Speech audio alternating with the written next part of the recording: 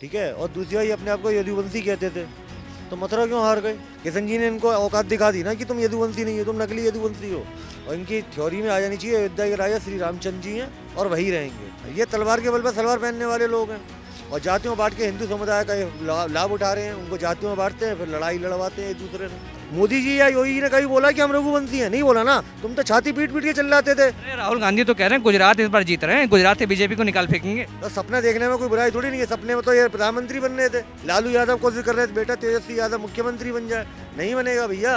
जो कहते हैं उनको कुछ क्या कहते हैं उनको खुद समझ में नहीं आता है। 56 एज हो गई उनकी, कोई युवा कहेंगे, उनको युवा कहते हैं। 4 साल उनकी पेंशन चालू हो जाएगी। देखो राम तो न वोट डारन आए थे न प्रचार करन आए थे। 100-200 लोगों के घर ऐसे होंगे जो आए होंगे मंदिर प्रांगण में।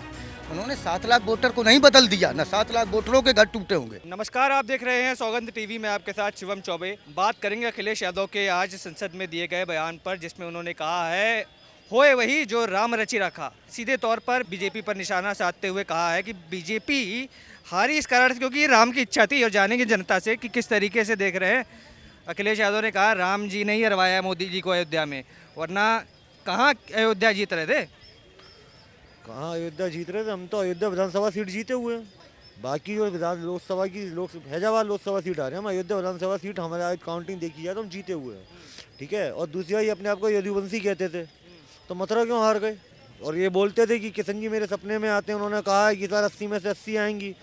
और 4 से बोल रहे थे 80 में से 79 हमारी है, एक पे लड़ाई जारी है। क्या हो गया? भूल गए अपना यदुवंशी हो। किशन जी ने इनको औकात दिखा दी ना कि तुम यदुवंशी नहीं हो, तुम नकली यदुवंशी हो। तो ये हिंदू विरोधी बातें इनके अंदर आती हैं। अभी ये 2-4 दिन पहले उन्होंने बोला था ये अयोध्या के राजा अवधेश प्रसाद हैं और इनकी थ्योरी में आ जानी चाहिए अयोध्या के राजा श्री रामचंद्र जी हैं और वही रहेंगे। अवधेश रामचंद्र जी की बात कर रहे हैं। जब संसद में अरुण गोविल ने जय श्री राम का नारा दिया तो कहीं ना कहीं समाजवादी पार्टी के सांसद जितने भी थे वहाँ पर, उन्होंने जय अवधेश का नारा दे दिया सामने से। क्या राम जी के सामने अवधेश के नारे चलेंगे इस देश में? भाई इनके लिए व्यक्ति सर्वोपरि होता है, हमारे लिए राम जी सर्वोपरि हैं। ये इनकी सोच है, सोच का डिफरेंस है। अच्छा, कई बार देखा गया इंटरव्यू के दौरान अवधेश जी से जब भी राम की बात की जाती है, श्री राम का जिक्र किया जाता है, कहीं ना कहीं वो राम के नाम से कतराते हैं, पल्ला झाड़ते दिखाई देते हैं। क्या वजह हो सकती है? तो भैया ये हिंदू विरोधी हैं भैया, हमने बताया ना। ये तलवार के बल पर सलवार पहनने वाले लोग हैं। इनको हिंदुओं से कोई मतलब नहीं है। आपने कल राहुल गांधी का बयान सुना होगा ना। कल उन्होंने क्या बोला? कल उन्होंने साफ साफ बोला जो लोग हिंदू अपने आप को हिंदू कहते हैं वो हिंसक होते हैं। हम अब उनको हिंदू समुदाय अब हिंसक नज़र आ रहा है और वही हिंदुओं ने इन्हें वोट दिया है और उन्हीं को ये हिंसक बता रहे हैं। इन्हें तो डूब के मर जाना चाहिए, शर्म आनी चाहिए।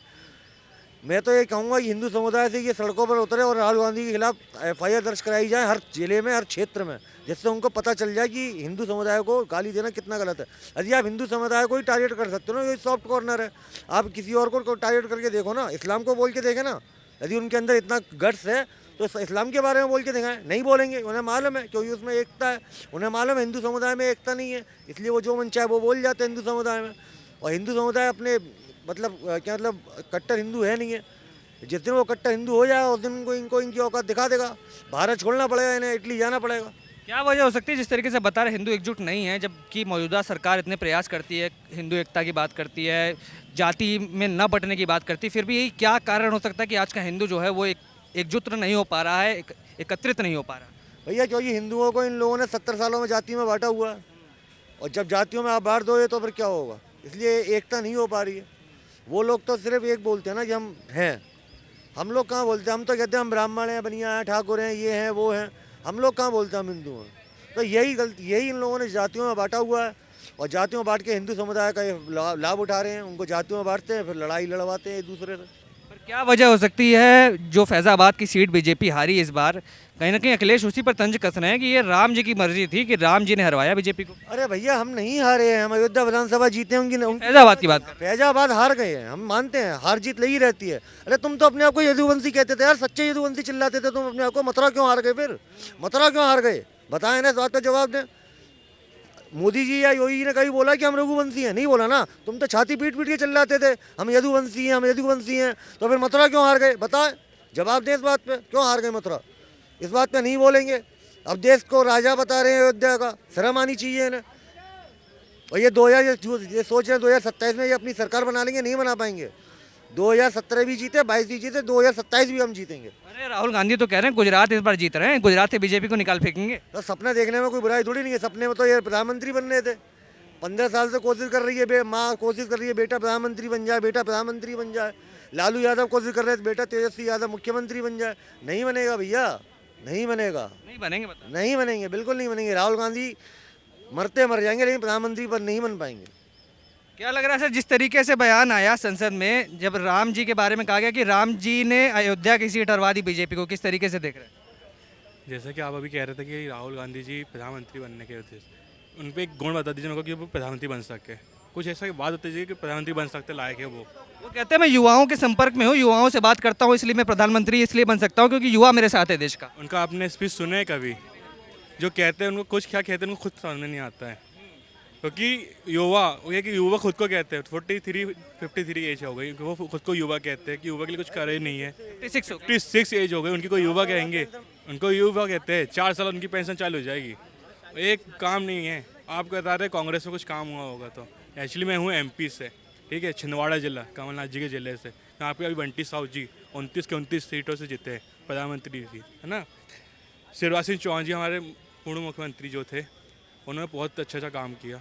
हमारे मध्य प्रदेश में जितने भी है सारी योजनाओं का लाभ अभी भी मिलता है। लाडली लक्ष्मी योजना बोलो, लाडली बहना योजना का लाभ बोलो, प्रधानमंत्री योजना का लाभ बोलो, सारी योजना का लाभ दिया जाता है। कोई ऐसे कोई झूठा वादा भी नहीं किया जाता है, ना झूठा सागर देखा जाता है हमारा। तो बता रहे बीजेपी में काम हो रहा है। बीजेपी में हमेशा काम होता रहता है। अभी भी जो डॉक्टर मोहन यादव जी भी है वो भी बढ़िया काम कर रहे हैं। हमारे विवेक बंटी साहू जी भैया जो सांसद बने हुए हैं वो भी बहुत अच्छा काम कर रहे हुए हैं।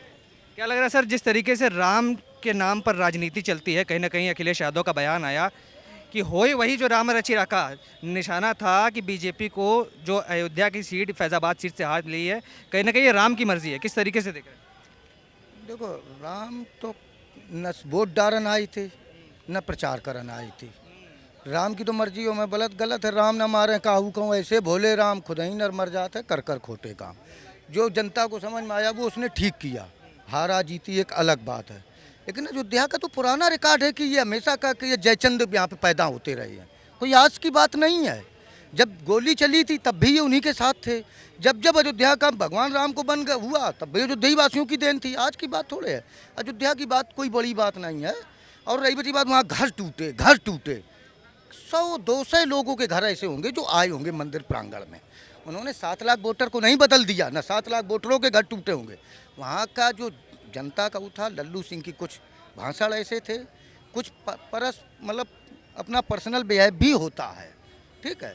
वो सीट में जो कुछ किया इन्होंने, जिसको टिकट दिया टिकट सही से नहीं दे पाए। अगर टिकट कोई सही आदमी होता तो इतनी सीटें ये वहाँ नहीं हारते। यूपी में, मैं यूपी से हूँ, कानपुर से।